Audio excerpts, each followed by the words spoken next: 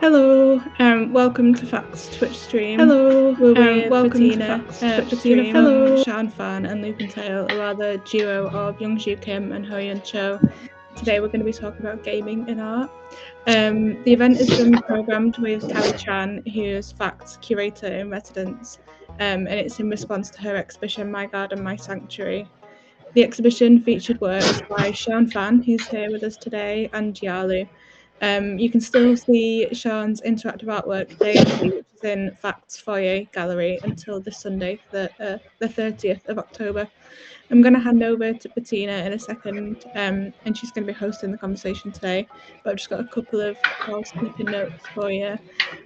So we will have a Q&A at the end of the session, but you can add questions to the chat anytime and we'll come to them at the end.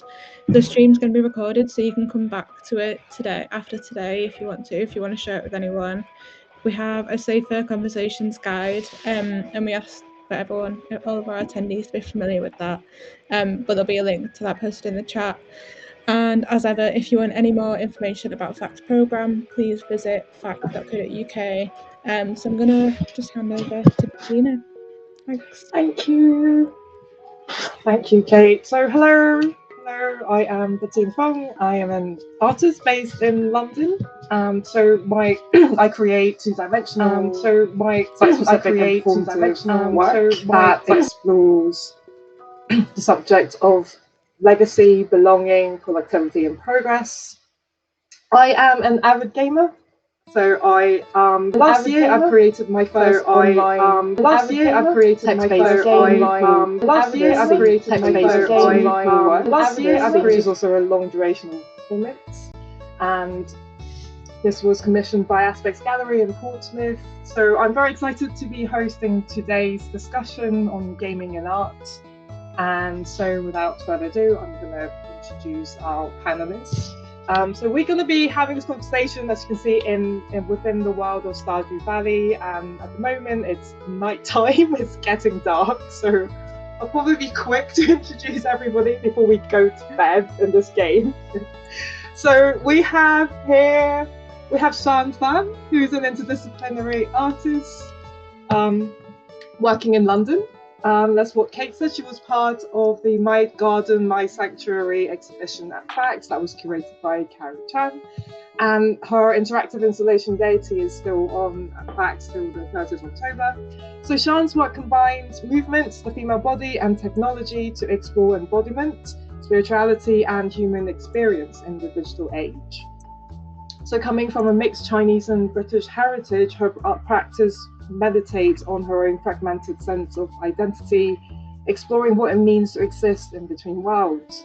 Her work reflects on diaspora, cultural imposter syndrome, and also the objectification of Asiatic bodies. So with a background in contemporary and aerial dance, she suspends, fragments, and augments the body via choreography and digital techniques.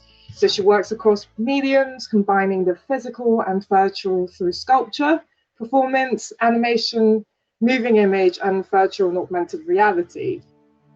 She has exhibited internationally with institutions including Tate Modern, FACT, and the V&A, as well as producing work with Channel 4, the BBC, and Meta, which is Facebook. And so it's getting very dark in the game.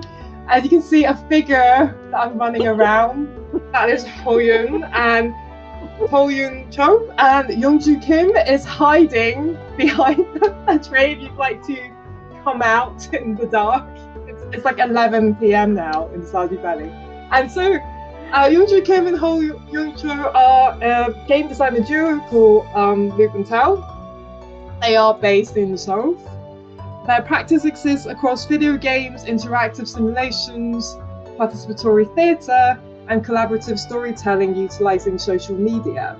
So Loopntale considers games as a form of contemplation on social and cultural phenomena, where they aim to create games that provide the players room for finding their own stories and interpretation in the course of repeated plays.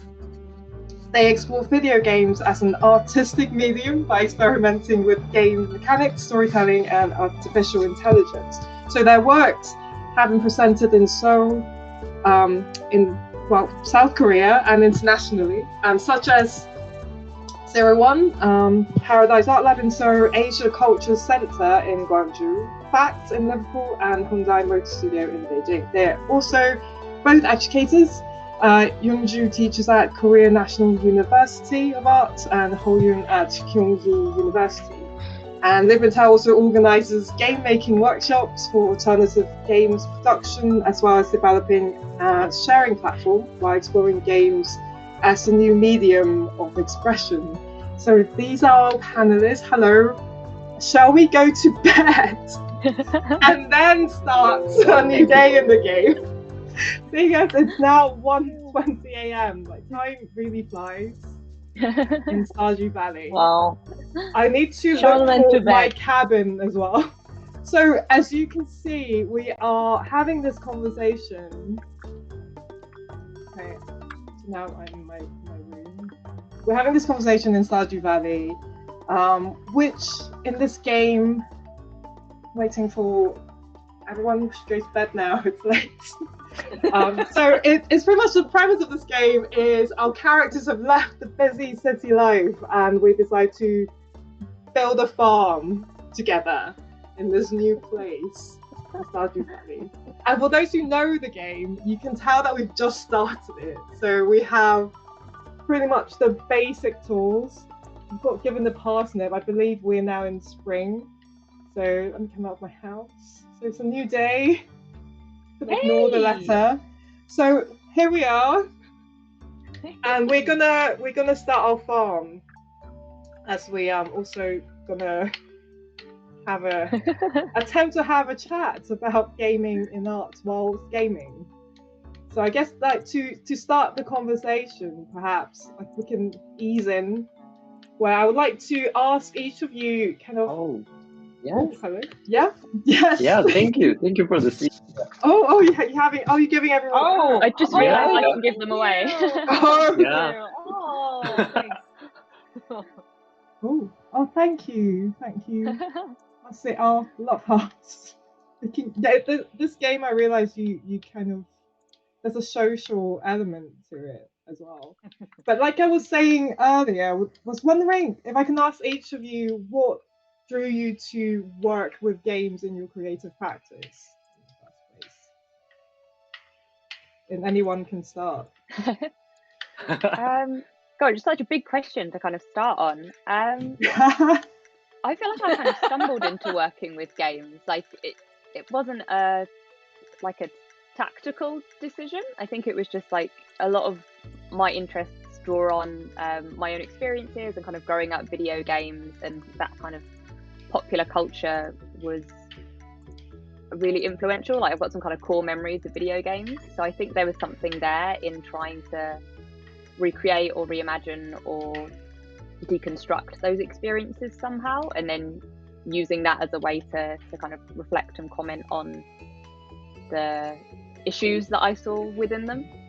But yeah, more of an accident than anything, I think.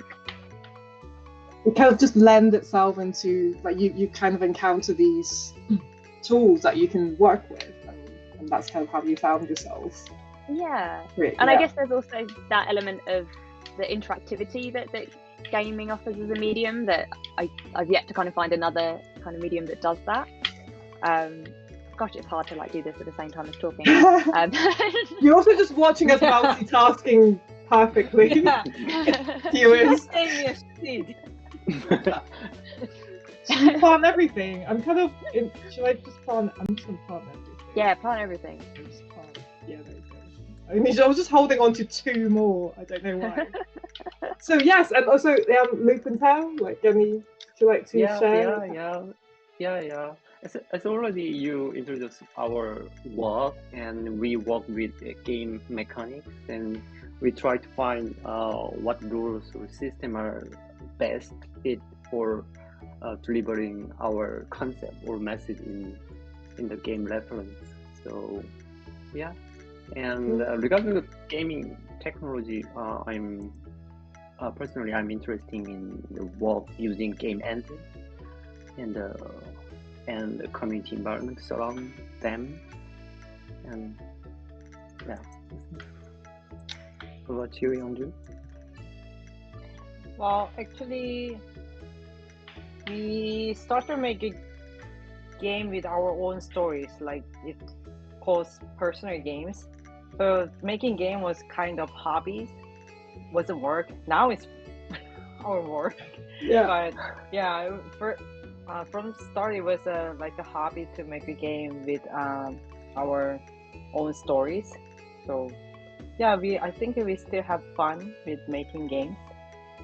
So you've always been interested in games, and then it started off just wanting to just tell stories, and then it just evolved into what you do today.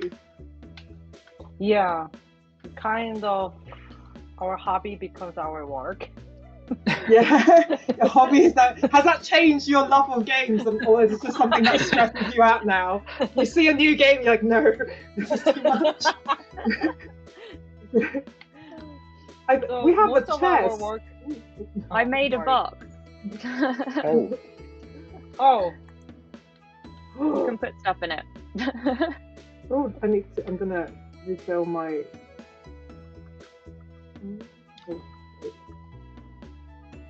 Yes, I want to reiterate, we're new to this game, viewers. But I think some of us played it before, right? Like, has anyone? I Youngju, practiced did you it this mention? week. Yeah. But it's the first time I played it with people. But I usually play by myself. Yeah. Has it changed your feelings towards this game?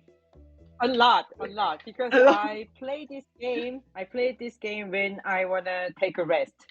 Now it is quite. Yeah. I think since like organizing this event, I've played a few hours of this, and it is quite. It's I think just going around chopping wood and mining rocks and things is quite soothing. Yeah, it's quite a fun game. Should we move to another location, you reckon, or how are we doing? Sure. Yeah, Sure. go for a walk. Should we explore and go for a walk whilst Lead the way. Let's go. Let's go. I think what's quite interesting about this game is I also need to be mindful of my energy level, and I feel like it's trying to teach me something about life that I'm already living. So just thinking, ooh, there's a town here. We can maybe we can. You can go fishing too, but it's quite difficult. I found it really hard. I couldn't catch anything. I tried that. Right? Yeah, it wasn't. Is there a place for us to? Should we go into the saloon? Should we go to the pub? Yeah. Here we are. Hi guys. Oh no, I don't. Let's have a seat. Right, sit down. Yeah, there we go. Where's everyone? Yes, let's all sit down and just chill here for a bit when I just think of. I keep making these. I noticed whilst I'm playing, I keep making these sort of real world, like virtual world, like testing things out. Kind of ideas, and it just made me think about how like the kind of the virtual and also the physical world. And I guess I wanted to also ask you guys about, because both you created digital works, but you also present them in a physical space, and perhaps what is the relationship between the digital and the virtual? No, digital and the physical in your work? Yeah, I think for me, I'm quite interested in how, as humans, we like to kind of separate things out. We like things to be kind of binary, and we like to have them in these neat little categories. But I'm really interested in the kind of soft edges between things, where it kind of seeps together. It's actually really entangled and difficult to separate. So I'm interested in that interrelationship between the physical and the digital, and in kind of moving things between those different spaces. So kind of physicalizing something digital, or digitizing something physical, and then seeing what happens in that transformation. So yeah, trying to kind of infuse them and muddle them all together and look at that kind of messy space, I guess. I think particularly what are your approaches to presenting the digital work in the physical space? Or if you can share like some examples of your work. I mean, I guess Deity and the other work that was at Fact Lotus Street are probably good examples of that. So in each of those, there were these quite complex digital environments with different shapes within them, particularly lily pads and these kind of like tentacle vine structures. So the tentacles in particular, the virtual objects were sculpted in VR, so they had this like organic kind of like swirling shape to them, and then they had this abstract digital texture kind of wrapped and overlaid around them.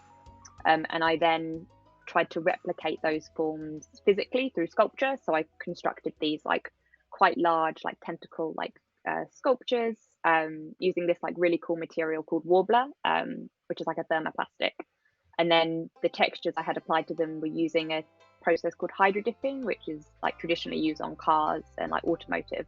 But it means like laying out a kind of flat texture into a liquid, dipping your 3D object in it, and then it wraps around. And I was quite interested in that similarity between how you would apply a texture to a 3D object in virtual space, and this enabling me to do that in physical space. So yeah, I'm quite interested in trying to mirror those relationships. Or those techniques, I guess. And then, yeah, seeing what kind of happens when you bring something out of the digital space and into the physical space and vice versa, and how that makes us perhaps feel or reflect differently on our physical experiences versus our digital experiences. What about, let me go to you, Youngju, and run towards Hoyoun. We usually exhibit our game in art galleries, so art audiences become our players. Since games for exhibitions are usually very short, like less than 15 minutes, so the key is how to make the audience to understand the rules in a very short time. That's the really difficult part for us. But we think people seem to be trying to read and interpret the context more when play games in the art medium. So the audience is a bit different from gamers. That's how we feel. But also, if the game control is difficult, they easily give up and choose to watch. So it's better to have a short play time at the exhibition, and we prefer that the entire game is looping, so that if the audience stops and leave the game in the middle, the next audience can continuously play. So that's kind of our challenges when we exhibit the game in the gallery. Would you be interested to adapt the work you show in an exhibition into a standalone game, or expand it? Is that something that you might be interested in, or you quite, or showing your work in the physical spaces is actually quite important? Well, both of them are very different experience to us, and we love them both, because when we exhibit our game in the gallery, we can see people's reaction in the spot, and that's really fun. But during the pandemic, we also make standalone games for like online players. So the audience was changed, but we couldn't see people's feedback directly. So that was a little sad. So one of our game called Mechanimal, we connect the game online game space to Twitter account so that we can see people's reactions. So yeah. So I guess, we're also interested to making standalone games too. So it's quite interesting because it's sort of getting the immediate responses from audience in the physical space, but once we don't have that physical space, it's you're kind of relying on social media to get that response in a way. But, yeah, and since it's not in the art museum, the audience was a bit different. They're from like everywhere, you know. They're more like gamers, so to say. So because something I wanted different experience. Yeah, because something I wanted to ask about is also the kind of gamers and non-gamers expectation when encountering an artwork that's a game in an exhibition, or encountering a game that's an artwork in a perhaps non-art space, and how that, I mean, for all of you, it's 1 a.m. We're gonna get kicked out from this pub. But anyway, I got locked out. You got locked out? Oh, let's go out. Let's get out. Are we locked in? Okay. Let's get out of the pub first. Okay, let's go. Let's get out. Oh my god, it's dark. Okay, so my question. Well, let's walk back. Let's walk back home. If I know them. So my question is to all of you is more does that affect how you create your work with like the audience in mind, like those who are familiar with games and those who are not, and the expectation they might carry depending on their gaming experience? I think there's something really difficult in that, trying to make something that kind of caters for all different kinds of experiences, like Youngju was just saying, and making something that is accessible enough to people that aren't involved in gaming. One of the things that I get a bit nervous about is because people have such instant access to such high quality digital experiences, like they don't really think about the fact that when they play Call of Duty, that's made by like an entire studio of people, and it still has errors in it, you know, things still go wrong. So there's sometimes this worry of like an expectation of slickness in using digital tools. I mean, it being like the reality of actually I'm not a whole gaming studio, I'm like one person that's kind of interested in interrogating this medium and using it, not in creating something that is in that same kind of, I don't want to say like league, because it is like a different kind of thing, but not something that is competing with like video games. The intention is not the same. Yeah, exactly. And it's that's something I sometimes get a bit nervous about, and I try to, with confidence, lean into kind of the errors and the weird things that I try to exploit out of the medium and make it's deliberately not that kind of perfect gaming experience. It's trying to be something else. It's analysing the tendencies and the annoying things that happen in the medium and what that means, rather than trying to gloss over them. So do you think it might be quite important to, or maybe more beneficial, I don't know whether that's the right word, to show the work in, say, a gallery gives a certain idea of like a space let me actually think about what this is. So showing like a work that is a game and an artwork that in the gallery space allow people to like not be expecting Call of Duty or something instead of finding it on Steam. So I think it's whether that might affect it. Which also lead. Yeah, no, you finish. No, I was just gonna say, I think to me, like the art setting is where I see my kind of work situated. So I definitely think what you're saying there kind of makes sense. But it's when, like Youngju was saying, you make something that is just online, and then you don't have that kind of mediation of the gallery space to set people's expectations. Where sometimes people might encounter something without realizing it's an artwork or the kind of wider context of it, which is where it becomes difficult to, I don't know, to lead audiences. But it's an interesting challenge, and part of the medium, I guess. And I guess I think this also leads to something I was wondering for all of you. Is there a line that distinguishes what is considered as a game and what is considered as an artwork that uses gaming elements, and how would you individually like distinguish that? Like, or do you, or it's not relevant? To me, I think that's that intention that we were starting to kind of talk about earlier. Like, I think there's lots of kind of really incredible products that I would call games, but are incredibly artistic and could well be artworks. Like, I mean, everything by that game company like could be an artwork, but I think their intention is probably more that it's a game. Yeah, I agree.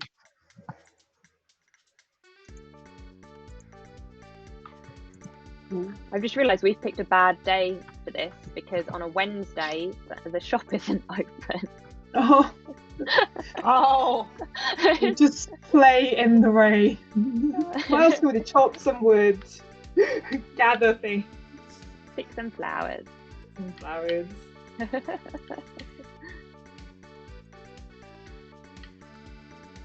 But yeah, I guess Very so cool. for a gaming, And- so as game sort of design, I guess with Loopntale, it's what.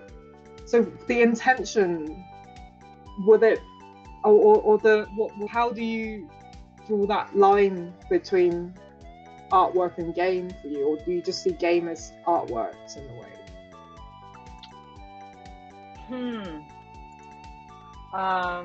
I think the most important thing is the game itself are based on rules. I think that's the, I don't know, different from like general art. I don't know.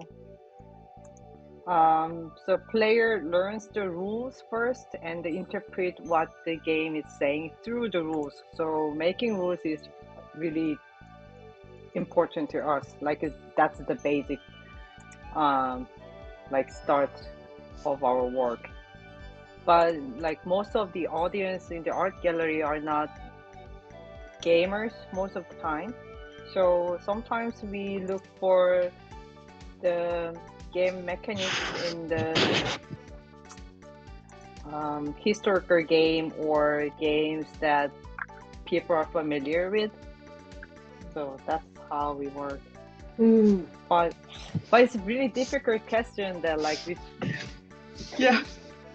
like personally I think we cannot distinguish art and game. Like most of the time it's like mixing, and I think it's the context, like where and how we consume Yeah. the work, and that's Yeah, I agree. Yeah, of course, and it can be distinguished, but sometimes it feels meaningless to distinguish. Yeah. So I think it's more important how the artists define it themselves. Maybe, yeah. Yeah, I agree. That point on game mechanisms is really interesting though, because that made me think that's something that I have not touched upon at all in my work, and actually that kind of more complicated layer of gaming and how you actually teach people to do things or set those kind of rules. Yeah, that's a really kind of complex kind of hidden manipulation, I guess, that's in games that can bleed into a lot of things.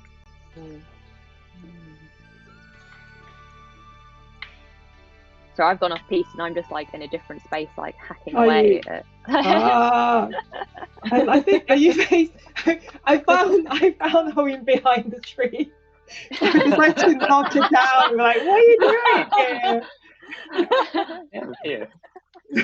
It all got a bit much. I'm just figuring out how to get back into the house. Yeah. Oh no. Here you are, I found you. Hello.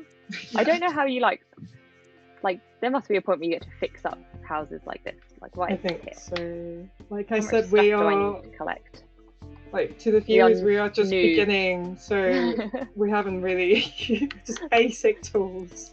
There's probably people in like on the stream who are just like, you just have to do this. Like, why are you doing this wrong? And we're like, oh, la la la, just running through this. Wrong tool. How are we so far? How's everyone doing? Is it a good pace of conversation? Is it quite distracting, like doing these tasks whilst answering questions? The multitasking is hard. I'm kind of feeling it. Yeah. But also I don't seem to be able to like just have my character like stand around. Like I have to have it like wandering around in circles or something. Like I couldn't do Hoyoun and just go standing by a tree. Like I'm just gonna have to run around and even if I'm not really achieving anything. It's just, I think as soon as it's just the being really interactive, just being able to, as soon as there's like a remote or control, I mean, I just end up moving about. Just start playing with it. But I can move it, so I will just run around. Although within your work, Bettina, how does like game making or game playing kind of play into that? So I've made the first game that was a text-based game, so it's quite a different. So it's not sort of not using a digital space, like a virtual like CG space, computer-generated space. So it's more kind of using text to describe and imagine worlds, and you kind of choose where you want to go. So kind of more just kind of like those old books where you read go to page 120, like that kind of. But I like the idea of rules, playing with rules, and then as a way of kind of understanding and unpacking things. But which I think also leads to, I think for me, games has a really big scope for experimenting or looking at things, or because automatically it's something people just, I can play in this game. Then there's this openness to really look at things and test things out from a different perspective, perhaps. So I guess for you, or do you have like, what ways do you think games allow this experimentation, or how do you use like games in your work for that? Yeah, in fact, I mean, a lot of this conversation and hearing about how like you guys at Loopntale and how Bettina, you're interested in like the mechanics of gaming, it's making me realize that I think I probably lean on the aesthetic of gaming more than I do the actual experience of it. Like there is a level of interactivity and a kind of quality of immersion in what I do that's important, but it's not that kind of complex gameplay. And maybe that says something about myself, because I used to love all that stuff as a kid, but as I get older I find it like really stressful. Like having to learn rules is like, oh god. So maybe that's why I kind of move away from that and go for something that harks back to that experience, almost in the way that like a memory kind of draws you back, in that you kind of like see it and you feel it, but you don't have that in-depth kind of experience of reliving it.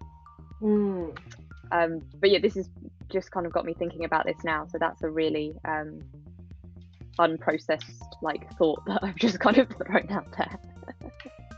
No, it's true.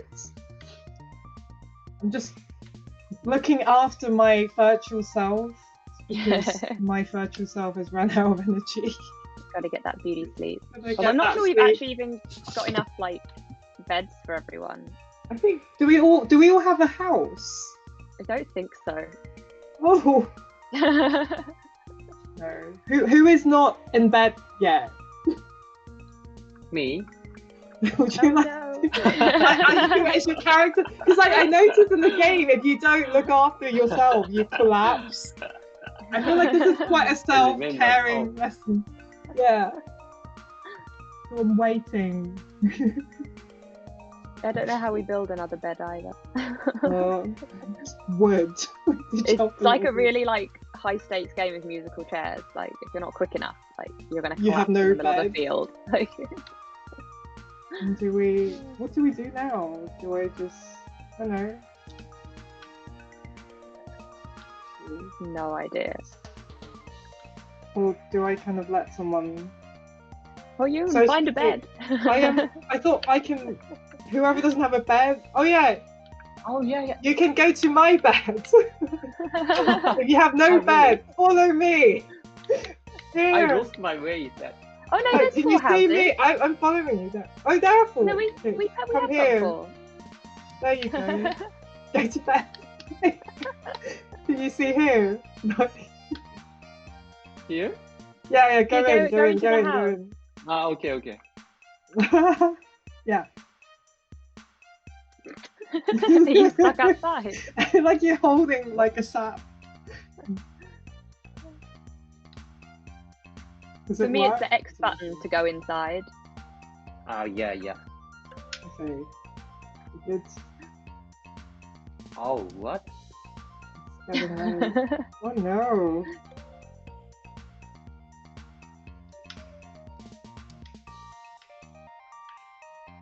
Hopefully. Yes.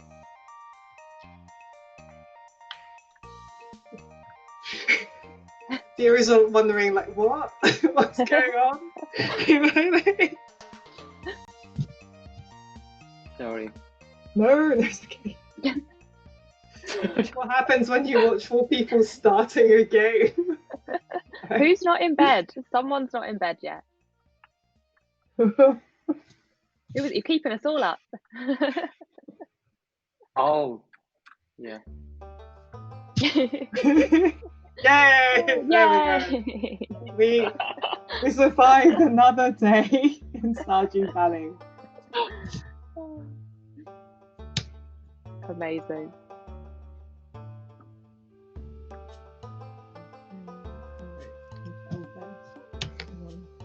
Oh, and our little plants are growing.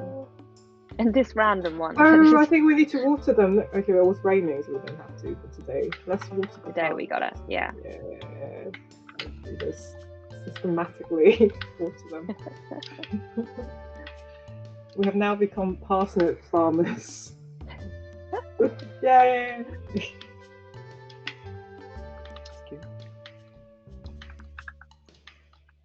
Right. I do like games like this though, because they're just more relaxing. Yeah. Can you imagine if we were to play a game where there are just things attacking us? I mean, I think that was pretty high priority not to play a game like that. I think that's why we come to the agreement to play this one. Something like chilled out. Because even this, I feel like I'm sort of self-critiquing like this conversation so far. I was thinking, is it a bit very disjointed of the la la la planting and then game it nuts? I mean, I don't think anyone saw Stardew Valley livestream and thought intellectual highbrow conversation. I think we're good. Yes. Yay. Oh, it's Thursday. Let's go to the shop. Should we go to the shop? Should we have a walk, everyone, to the shop? Or has Sian ran off? Oh, sorry, already?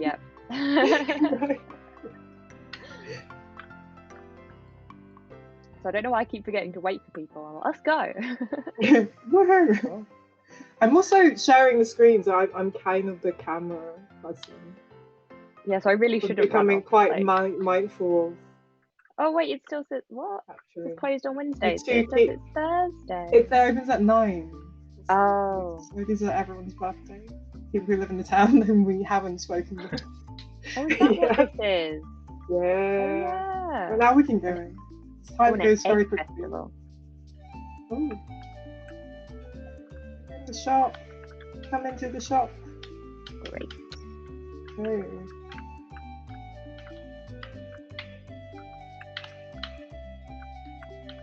Spend all my money.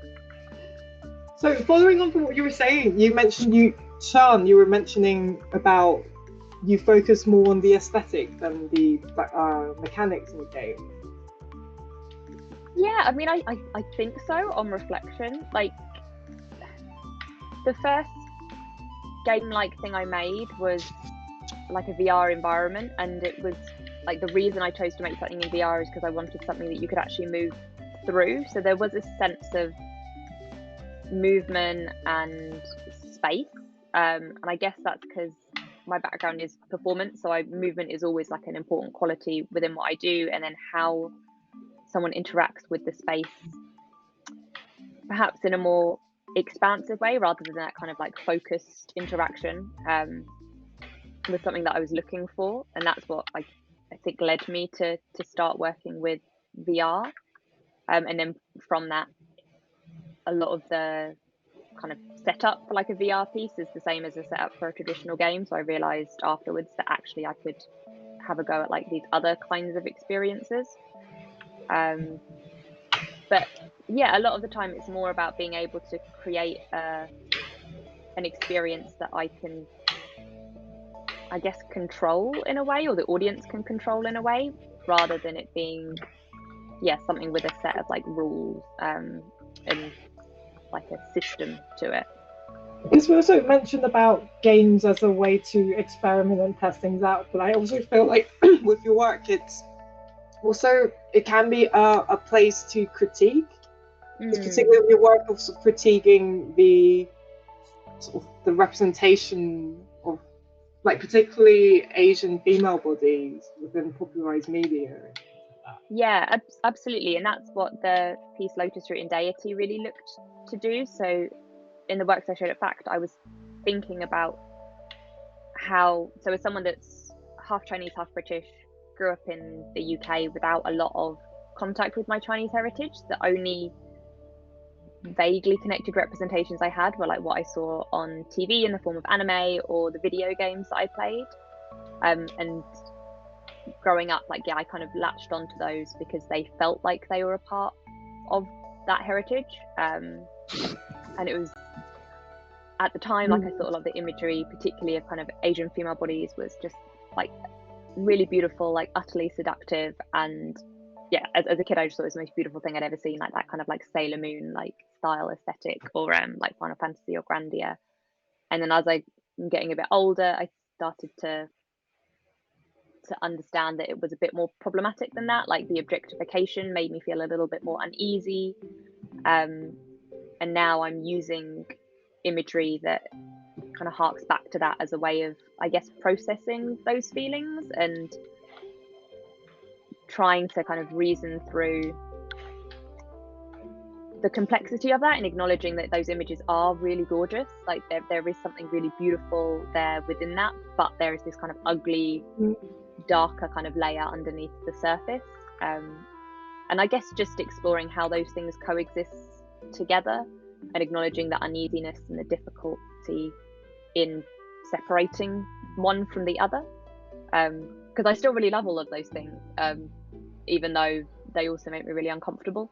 I think I ask a lot more questions than I answer in my work. It's also, I guess, making the work, it's also a way of processing all these things. Definitely. Yeah, and even all like the research and stuff that kind of feeds into it, there's a way of, in turning it into an artwork, it takes a little bit outside of myself and it's easier to manage and to look at a little bit more with a bit more curiosity. Yeah.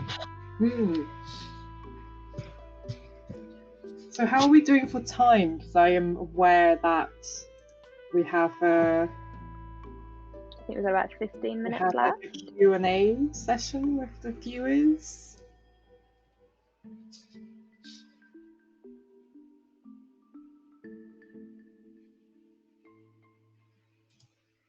Oh, okay, so I think we have one question, which I will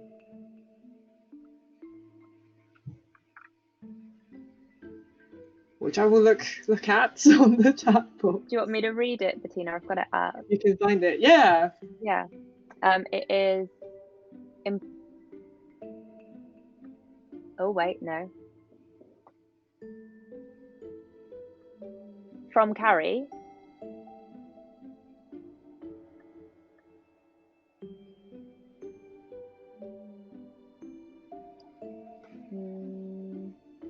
Why did you choose Stardew Valley for playing? That's one of our questions. Not packed here. Because we can all answer this. I'm going to start first. Because I thought it would be very chill to like just, plow and like sow some seed, plow some land, and then talk about gaming, which I think now, having experienced that, I feel I get very distracted. I'm not very good at multitasking. So that was the game, that was kind of why we proposed it. But how are you all finding it? I am highly distracted. But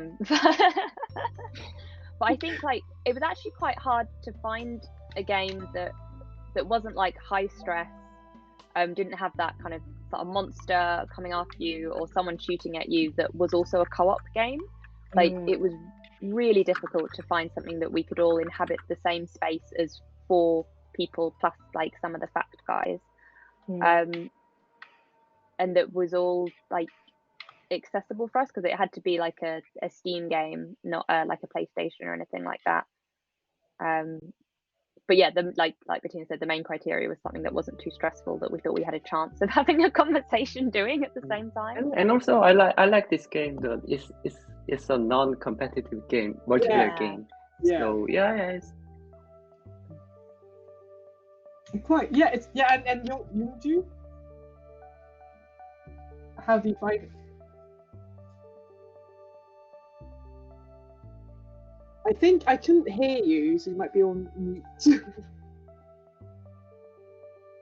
Oh, we can't hear you, your sound. Youngju.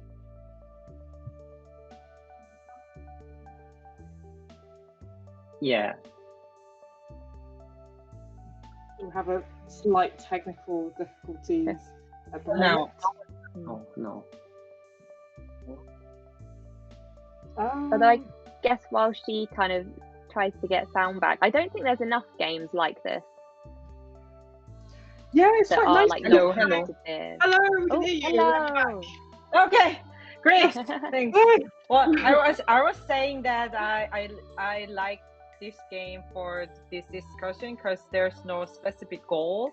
We can set up our own goal. Like our goal for today is making a little garden together while talking. So I think that's why we chose this game. And we did it. Yeah. I played a little bit of it prior to this event. It's quite, I quite enjoy it. It's quite chill, but like, it takes a lot of time as well because, yeah, there's something about waiting for things to grow, looking after yourself, going to bed. Yeah. Oh wow. It's a game made by one person as well.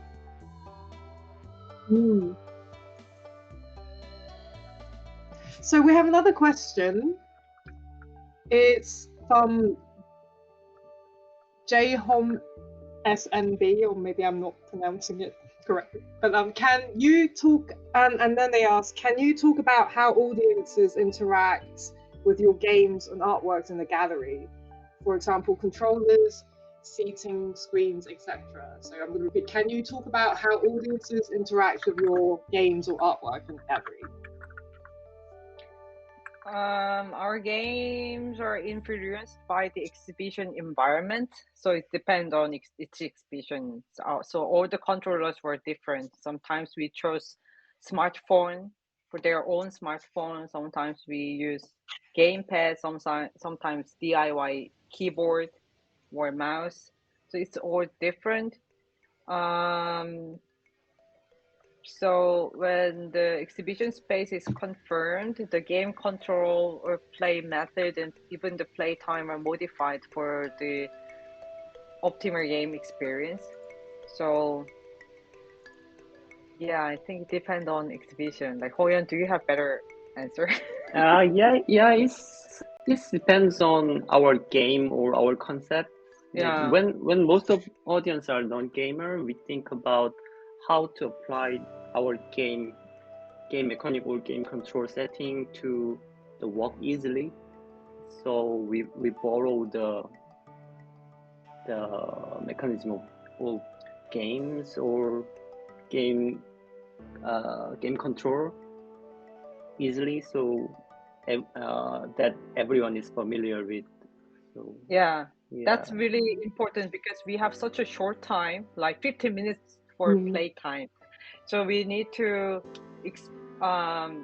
explain how to play the game in like 30 seconds, for example. So that's why we usually choose the really easy way to control.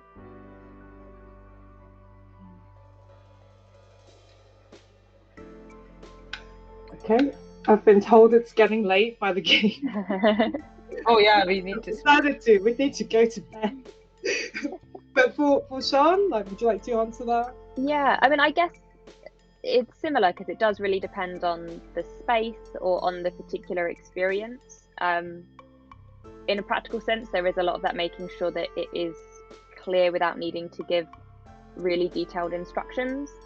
But then in terms of like hardware and like the tactility of how people interact, like I do try to create like controllers or adapt, I guess, controllers to something that can feel more immersed with the artwork itself. So in the Lotus Root piece, I had these large kind of lily pad like sculptures, and then the central one of those had this like trackball mouse in it, which although it's like an existing kind of piece of kit, there was something a bit novel in the way that you moved to interact with it that took you a little bit outside of how you would interact with a normal mouse. So I tried to think about that in terms of giving people like that opportunity to approach it in a different way, so it doesn't feel like I'm just at home, like on my computer, like sending emails. It allows, yeah, a little bit of kind of opportunity to go, actually, what is this? This is a little bit new, a little bit different. I'm going to approach it in a new way.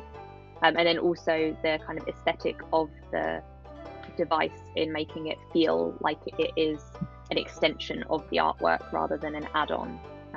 So yeah, that's something I try to kind of think about, or creating like kind of sculptures and things that sit around phones and that kind of thing.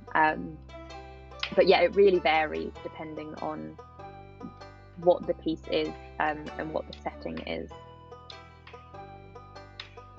I also find like in your work, Sian, using the Connect thing, the motion. Yeah. It's also kind of using those technology to also find breaking points in the digital, like because you mentioned kind of by the movement, sometimes it kind of makes the characters and your the digital like does really weird things. Yeah, absolutely. And that's what I really like about the Connect in particular, is that your body becomes the controller. And there's something quite instinctive about that, so people kind of don't need to kind of learn how to do things, they just start experimenting. And then within that you find out these really interesting kind of points where there are moments where the technology works really kind of clearly, and you can see like you kind of raise an arm up and it tracks it really quite accurately.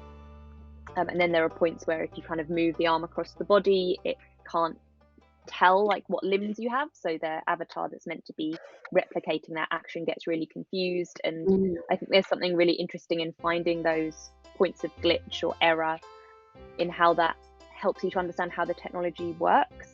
Right, if it doesn't work now, what is it that is causing that problem to happen, and what does that tell me about the understanding that this piece of technology has of a human body? So for example, the Connect, it recognizes a body as like 2 arms, 2 legs, which to me is particularly interesting because that is not actually prerequisite of being a human, but it is the kind of baseline that's been inscribed into how this piece of technology works. And yeah, just something interesting finding out where something breaks, and that allowing to teach you about how it works.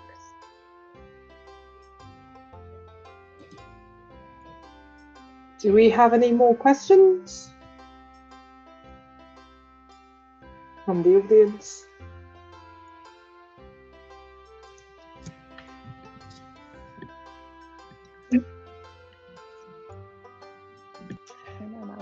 So we can wait for your think about questions for us whilst we talk.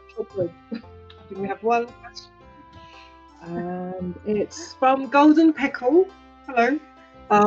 In terms of creating interactive gameplay, do you think we still have room to improve and develop even more interactive games? Yes. Yeah, always. Yeah. Especially if more people are used to play game, I think artists can have more options to set up the rules and the controllers. So yeah, I think if we have more game literacy, then we can have more options. Yeah, no, I really agree. And it's almost in the way that you see how like game design software or 3D software has become so much more complex over the like short time that it's been around, that like of course that will kind of pass down to the actual game experiences as people become more literate with how to kind of do things. You can make them more complex. You can have like, or you can just keep them like this. New controllers and new things like to interact with. It's just kind of having space to just play with things and make new things and be open to experiment. Yeah, exactly. Yeah. And also, interactive game can expand more, expand with technology like AI or yeah, and other technology. So, and would you like to talk a bit more about your relationship with AI as like a collaborator or as a character in your game? Yeah, we sometimes usually machine learning agent in the game. So sometimes audience or interact our work with NPC like or ML agent, machine learning agent. So and we can improve our game mechanic with that technology, and it can possible. Maybe Youngju yeah, it's. It looks like we might have temporarily lost Youngju. Yeah. Oh, yeah, it might be the internet.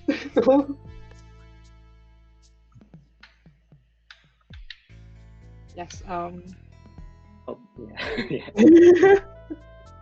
Oh. Do we? Is that? Okay. Like, hello, you're back. Yes. What happened? I'm back. I'm back. I'm gonna go back to Stardew Valley too. Okay. Come back. Your avatar. And whilst oh wait, let me get the code. So we have the code for Youngju.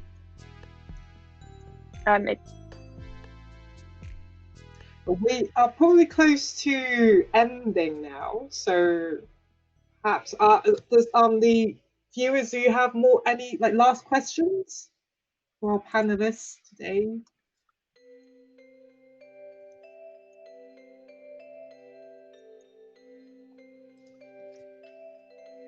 So where did we get to? I don't think we actually finished growing anything. It takes time. I think that the takeaway from today is things takes time. Yeah. To get time for things to grow. We've started the garden. Maybe we should all just play like just at another time to just continue playing this together. Now we've started this. I'm just enjoying running through the garden. To be honest, I could really just have the control and just run around and be quite content with myself. Just running through these plants. But yeah, so we're getting close to 2. So I think we probably will end today's session. I think we've done quite well. We accomplished our goals of creating a garden. Here we are. Hey, so thanks guys. That was great. So just to remind everyone that this session has been recorded, so you can come back to it and have another watch, and you can also share it with other people that might be interested that didn't get a chance to come today.